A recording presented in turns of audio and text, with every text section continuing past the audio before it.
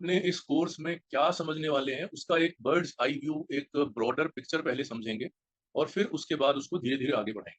Basically जो Wyckoff model of price action हाँ है, जी। वो ये कहता है कि the price of any stock it goes through 4 stages.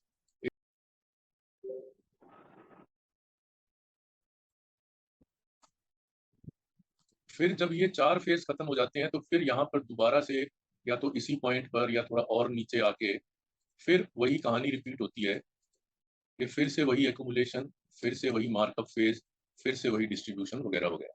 तो अगर हम स्टॉक्स को देखें, तो हमको हमेशा स्टॉक्स जो हैं वो इनमें से किसी एक फेज़ में मिलते हैं और ये एक ब्रॉडर पिक्चर हमको हमेशा अपने दिमाग में रखनी होती है कि जिस वक़्त हम एंट्री कर रहे हैं, कई बार हम एक्युमुलेशन फेज़ में एंट्री कर जाते हैं और वहाँ पर हम ये देखते हैं कि 6 महीने, 8 महीने हो गए और कुछ नहीं हो रहा स्टॉक में। हम उससे बाहर निकल आते हैं और बाहर निकलने के बाद 1 महीने बाद पता चलता है कि वो स्टॉक जो है 50% बढ़ गया। सिमिलरली कई बार क्या होता है कि ये हम डिस्ट्रीब्यूशन फेज़ में घुसे हुए होते हैं और स्टॉक दाएँ-बाएँ कर रहा होता है, साइडवेज़ चल रहा होता है। हम भी सोचते हैं कि कोई बात नहीं, चलेगा, चलेगा, पर वो हफ्ते 10 दिन बाद एकदम से नीचे मारता है और 25-50% नीचे आ जाता है and we are always sorry कि ये क्या हो रहा है। तो ये हमारी कोशिश हमेशा ये रहती है कि हम या तो इस एक्युमुलेशन फेज़ के इस पॉइंट पर अंदर घुसें, जहाँ पर कि एक्युमुलेशन खत्म हो रही है और एक्युमुलेशन खत्म करके मार्कअप फेज़ शुरू हो रहा है। राइट। अब जैसे अभी हम लोगों ने एक स्टॉक थोड़े दिन पहले ही निकाला था, ये है स्नाइडर इलेक्ट्रिक, ये इसका मंथली चार्ट है। ठीक है जी। आप ये देखो, ये इसका यहाँ पर एक्युमुलेशन फेज़ चल रहा था और इस एक्युमुलेशन फेज़ से अब ये बाहर निकला है और बेसिकली ये जो हम लोगों ने लाइनें खींची हैं और ये जो नीचे का कर्व ड्रॉ करी है, ये उस एक्युमुलेशन फेज़ को ही इंडिकेट करते हुए लिखा है। ये मतलब ये इलस्ट्रेट किया था कि भई यहाँ पर इसका एक्युमुलेशन फेज़ पूरा हो रहा है। जी। उसमें डीएलएफ के चार्ट में काफ़ी समय से एक एक्युमुलेशन चल रहा था और वो भी अब आप ये देखिए, ये एक्युमुलेशन की अगर मैं नीचे लाइन खींचूँ, तो करीब 8-9 साल ये वाली एक्युमुलेशन चली। इसने यहाँ से ये ब्रेकआउट दिया और फिर अब उस एक्युमुलेशन वाले ब्रेकआउट को रीटेस्ट करके अब ये दोबारा ऊपर चल रहा है। तो पर्टिकुलरली जो लोग थोड़े से इन्वेस्टर मेंटालिटी के होते हैं और स्टॉक्स को थोड़ा रख कर बेचना चाहते हैं, उनके लिए ये जो मंथली चार्ट के ऊपर इस तरीके की एक्युमुलेशन होती है, अब ये पर्टिकुलर जो कहानी है, ये आपको अक्सर होते हुए नज़र आएगी। अब हमको ये समझना है कि भैया हम अपने कौन-कौन से टूल्स जो हैं, उन टूल्स का इस्तेमाल करके इन स्टॉक्स को क्या स्कैन आउट कर सकते हैं कि कौन से स्टॉक ऐसे हैं जो कि मार्कअप फेज़ में हैं, कौन से ऐसे हैं जो उस मार्कअप फेज़ के अंदर घुसे ही घुसे हैं, कुछ कौन से ऐसे हैं जो मार्कअप फेज़ में चल रहे हैं और डिस्ट्रीब्यूशन के नज़दीक पहुँचे हुए हैं।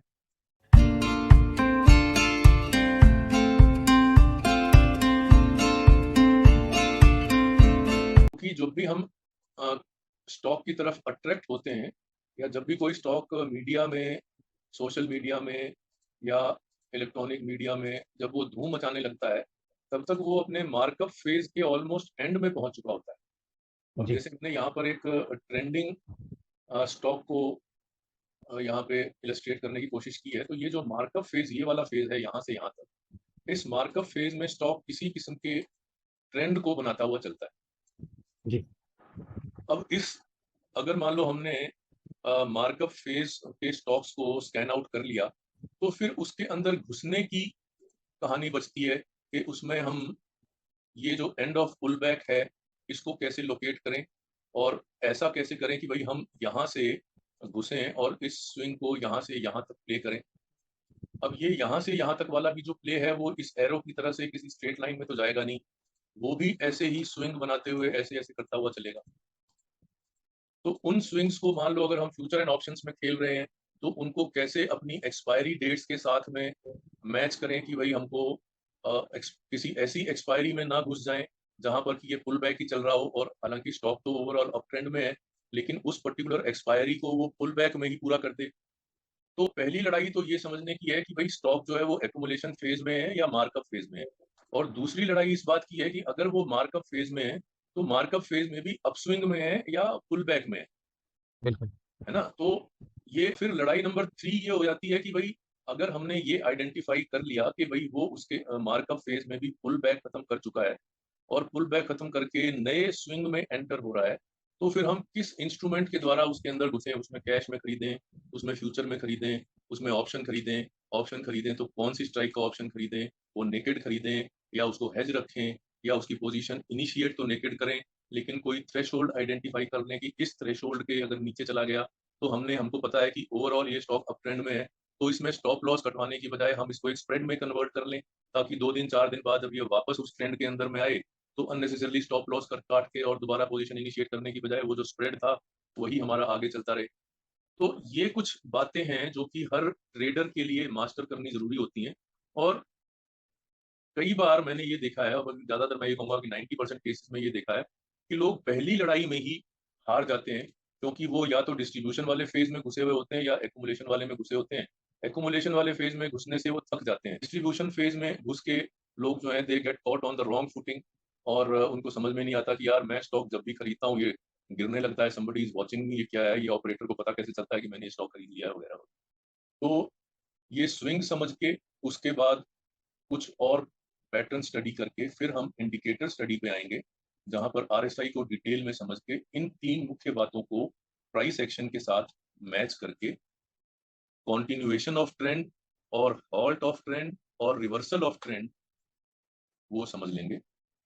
ठीक है। तो हाँ तो जी। ऑप्शन प्राइसिंग के अंदर 3 एलिमेंट होते हैं। One is known as moneyness. Moneyness का मतलब कि भाई जो आपकी स्ट्राइक है वो इन द मनी है, आउट ऑफ द मनी है या एट द मनी है, और which is primarily related to the price of the underline. बिल्कुल। One is moneyness, second is time value और theta, and third is volatility और vega. आम आदमी रिस्क आइडेंटिफाई या रिस्क मैनेजमेंट का यही मतलब समझता है कि स्टॉप लॉस आइडेंटिफाई करो और अगर वो स्टॉप लॉस हिट हो जाए तो बाहर आ जाओ। ये उससे ऊपर के लेवल की, उससे एडवांस लेवल की बात है कि भैया हमने स्टॉप लॉस वाला पॉइंट आइडेंटिफाई कर लिया, मगर वहां स्टॉप लॉस लगाने की बजाय एक लेग और जनरेट कर दी अपने ऑप्शन की, ताकि बाजार का अगर मूड बदल भी गया है तो वो जो हमने एडिशनल लेग ऐड करी है उसकी वजह से टोटल हमारा जो स्प्रेड है वो नेगेटिव बायस वाला हो गया है, और अगर अगले 2-3 दिन तक बाजार नेगेटिव चलता है तो हमको उसमें मुनाफा होगा।